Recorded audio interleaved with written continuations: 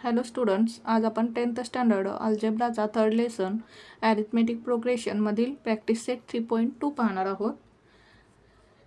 Question 1 काय दिला आहे पहा. Write the correct number in the given boxes from the following AP. आता आपल्याला ॲरिथमेटिक प्रोग्रेशन दिलेले आहेत आणि त्याच्यावरून आपल्याला इथे जे बॉक्स दिले आहेत ते काय करायचे आहेत, फिल करायचे आहेत.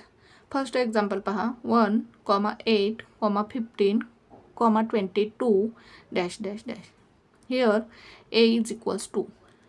आता A म्हणजेच काय, फर्स्ट टर्म किती दिली आहे आपल्याला, 1, म्हणजेच Aची व्हॅल्यू काय येईल, 1. त्यानंतर T1 मीन्स फर्स्ट टर्म, काय दिलेलं आहे, फर्स्ट टर्म 1, म्हणजेच T1ची व्हॅल्यू किती येईल, 1.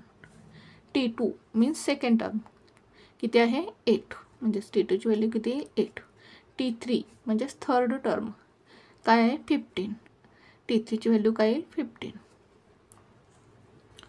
T2 मायनस T1, T2 किती आहे, 8, म्हणजे इथे काय येईल, 8 मायनस T1ची व्हॅल्यू किती आहे, 1, म्हणजे या बॉक्समध्ये येईल 1.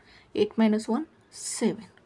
आता T3 मायनस T3 किती दिलेलं आहे, 15 मायनस T2ची व्हॅल्यू किती आहे, 8, म्हणजे इथे काय येईल 8.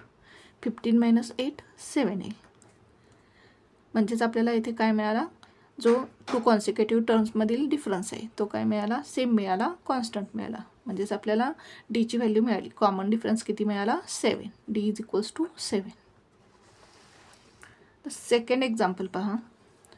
3, 6, 9, 12 डॅश डॅश डॅश. हिअर T1ची व्हॅल्यू किती आहे, 3. T2ची व्हॅल्यू किती आहे, 6, म्हणजे इथे किती येईल, 6. T3ची व्हॅल्यू किती आहे, 9, म्हणजे इथे किती येईल, 9. T4 म्हणजेच T4ची फोर्थ टर्मची व्हॅल्यू 1 2 3 4 किती आहे, 12, म्हणजेच इथे किती येईल, 12. आता T2 मायनस T1 करायचं आहे आपल्याला. T2 मायनस T2 किती आहे, 6, मायनस T1 किती आहे, 3, म्हणजे 6 मायनस 3 किती येईल, 3, म्हणजे फर्स्ट बॉक्समध्ये इथे काय येईल, T2 मायनस T1 3 येईल. T3 मायनस T2, आता T3ची व्हॅल्यू किती आहे, 9, आणि T2ची व्हॅल्यू किती आहे, 6, मग T3 मायनस T2 म्हणजेच 9 मायनस 6 किती येईल, 3. आता येथे आपल्याला कॉमन डिफरन्स किती मिळाला, 3. D is equals to 3. Third example पहा. -3, -8, -13, -18 डॅश डॅश डॅश. हिअर T3ची व्हॅल्यू आपल्याला लिहायची आहे.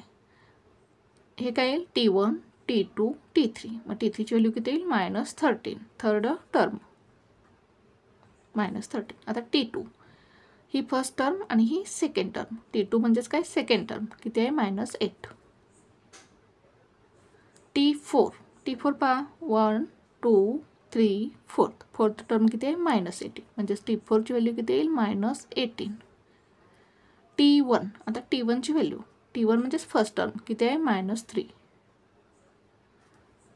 आता T2 मायनस T2 किती आहे, -8, मायनस T1ची व्हॅल्यू किती आहे, -3, ब्रॅकेटमध्ये येईल -3 is equals to.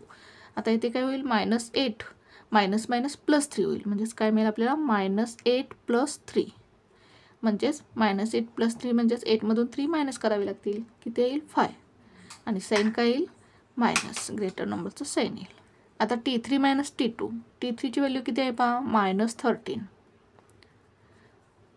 Minus T2ची value किती आहे, -8,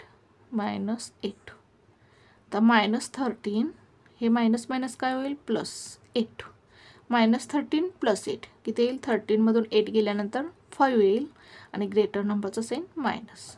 काय मिळालं आपल्याला, -5 मिळाला. 2 कॉन्सिक्युटिव्ह टर्म्समधील डिफरन्स -5, म्हणजेच आपल्याला कॉमन डिफरन्स किती मिळाला, D इज इक्वल्स टू -5. आणि A म्हणजेच काय, फर्स्ट टर्म काय आहे आपली, T1 इज इक्वल्स टू -3, म्हणजेच Aची व्हॅल्यू काय येईल, -3. नेक्स्ट एक्झाम्पल पहा. Fourth example. 70, 60, 50, 40 dash dash dash. Here T1 म्हणजेच फर्स्ट टर्म किती आहे, 70. T2 म्हणजे सेकंड टर्म किती आहे, 60, म्हणजे इथे किती येईल, 60. T3 इज इक्वल्स टू, T3ची बघा, T3 काय आहे, 50, 1 2 3, थर्ड टर्म काय, 50. Therefore A is equals to, आता इथे काय येईल, ए म्हणजेच फर्स्ट टर्म किती आहे 70, म्हणजेच एची व्हॅल्यू काय येईल 70. आता डी म्हणजेच common difference, T2 minus T1, T2 किती आहे 60, T1 किती आहे 70, 60 मायनस 70. जर आपण काय केलं 60 मायनस 70 केलं तर आपल्याला किती मिळेल पहा, -10. 70मधून 60 गेल्यानंतर 10 राहतील आणि ग्रेटर नंबरचं साईन मायनस, म्हणजेच आपल्याला कॉमन डिफरन्स किती मिळेल -10. म्हणजेच या बॉक्समध्ये काय येईल -10 येईल. पहा पुन्हा एकदा आपण हा फर्स्ट क्वेश्चन कसा सॉल्व्ह